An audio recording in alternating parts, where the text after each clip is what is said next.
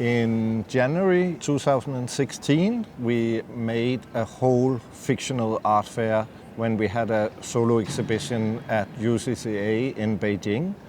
And we presented 88 of our own works in the configuration of an art fair, this typical fishbone grid structure that you see at all fairs.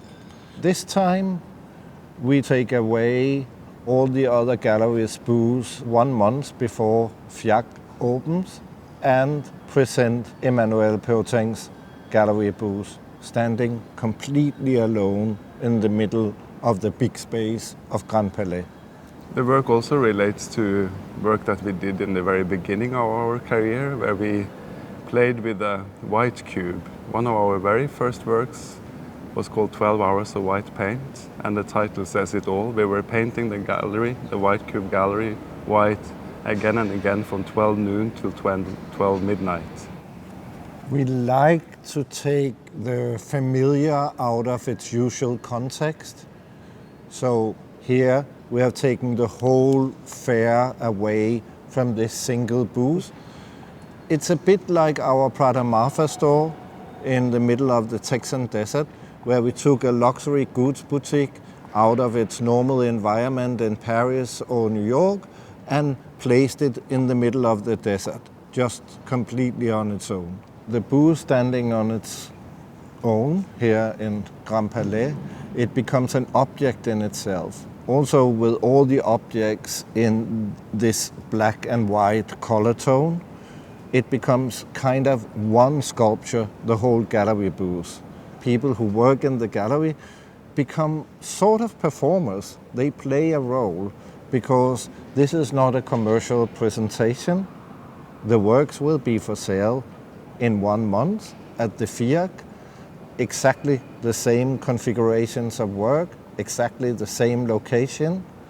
But when you go to the big fairs, it's somehow, as an art audience, almost a bit intimidating because there's so many visual signs that are attacking you.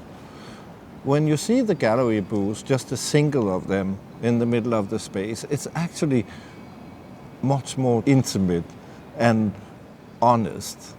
You know, we're often in questioning power structures within our work, all the way back to our series called the Powerless Structures series.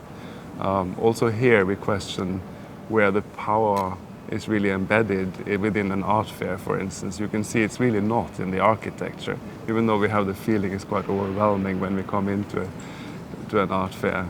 And we sense that the power is also sort of created through the architecture itself, but it's very much about our perception of power. Here we really expose the fragility and the simplicity of the architecture itself. With all the critique of art fairs that we have today, it's fun that everyone are actually going. I mean, curators, artists, journalists, people who criticize the art fair. So we have thought maybe instead of just criticizing the art fair, it's more fun to challenge its format and play with it and try to discuss how could we make it in a different way.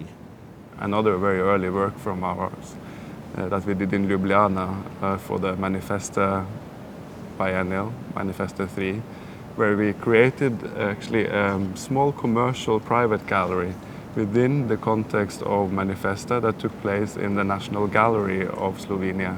We also had younger local curators that run the gallery, and they showed mostly local young artists that had no representation in galleries before. We often like to include other artists in our artworks. We also did it in Venice when we were invited to do the Danish and Nordic pavilions. We invited 24 other artists to help us creating the homes of 2 fictional collectors in Venice. And in that way, also here, all the artists from the gallery, they're helping us making the art fair booth. It's fun at Grand Palais, this fantastic big venue, to make something so small. You have these monumenta exhibitions where you have artists creating very spectacular and very big installations. This is kind of standing in the contrast of that, being a silly little tiny unit in the middle of the big space.